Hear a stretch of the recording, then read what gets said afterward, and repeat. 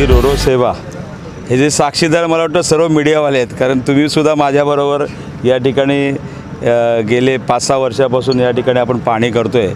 2014ला जेव्हा मी खासदार म्हणून निवडून आल्यानंतर ही संबंध वाहतूक कोंडी लक्षात घेता आज या ठिकाणी आपण वॉटरवेज असायला पाहिजे आणि म्हणून आपण एक प्रेझेंटेशन महापालिका आयुक्त जयस्वाल साहेब यांच्या माध्यमातून त्या ठिकाणी आदरणीय केंद्रीय मंत्री त्यावेळचे गडकरी साहेब यांच्याकडे आम्ही संपूर्ण 5 महापालिका वसई, मीरा भाईंदर, ठाणे, कल्याण डोंबिवली आणि ह्या सर्व महापालिकेला अनुसरून या ठिकाणी कशा पद्धतीने ह्याचं प्रेझेंटेशन त्या ठिकाणी आम्ही सादर केलं आणि गडकरी साहेबांनी मला वाटतं त्या संबंध प्रेझेंटेशन बघितल्यानंतर त्यांनी आम्हाला त्यावेळेला सांगितलं की या सर्व काम तुमचं आम्ही घेऊ, कारण या वॉटरवेज तयार करण्याचं काम मला वाटतं आम्ही सर्व देशामध्ये घेतो आहे आणि हे सुद्धा तुमची मंजूर करू. आणि मग त्यावेळेला या सर्व जेटी मंजूर केल्या.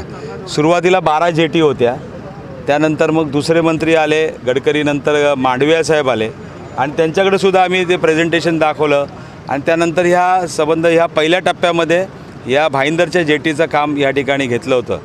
परंतु हे काम करत असताना मला वाटतं भाईंदरची जेटी CRZ आणि इतर सर्व परमिशन आपल्याला मिळाल्या, परंतु वसईची जी जेटी त्या ठिकाणी होणार होती त्या ठिकाणी भरपूर अशा अडचणी होत्या. त्यामध्ये CRZची अडचण होती, ती परमिशन देत नव्हते कारण ती साईड चुकीची होती आणि म्हणून मग त्यावेळेला आपण ह्याची मागणी केली त्यावेळेला की ही साईड चेंज करून द्या आणि त्यावेळेला आपण ती साईड चेंज केली. त्यानंतर परत एकदा परमिशन CRZची आपण घेतली आणि ते काम सुरू व्हायला जवळजवळ 2-2.5 वर्ष लागले. तोपर्यंत ही भाईंदरची जेटी त्या ठिकाणी तयार झाली होती.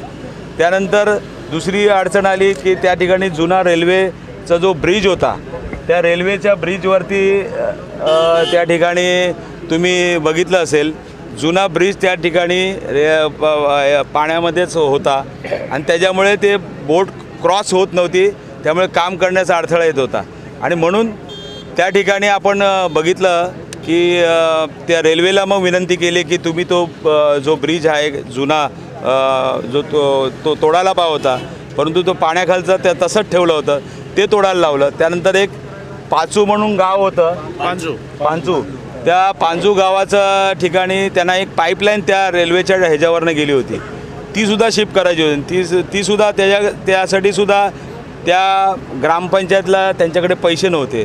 मग त्यावेळेला आपण ते BMCला सांगून त्या ठिकाणी ती लाईन शिफ्ट करून घेतली आणि अशा पद्धतीने अनेक अडथळे या ठिकाणी 7 ते 8 वर्षामध्ये आले. परंतु सर्व अडथळे पार करून मला वाटतं मागच्याच 15 दिवसापूर्वी आपण इथे मीडियासकट या ठिकाणी व्हिजिट केली होती आणि ते सर्व काम पूर्ण झालं आणि त्यानंतर आपण त्यांना सांगितलं की बाबा आता तुम्हाला हे काम पूर्ण झालेलं आहे, आता तरी कमीत कमी याचं लोकार्पण करा.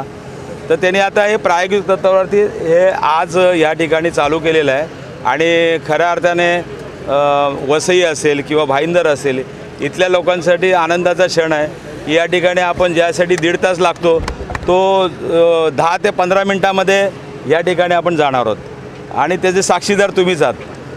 धन्यवाद.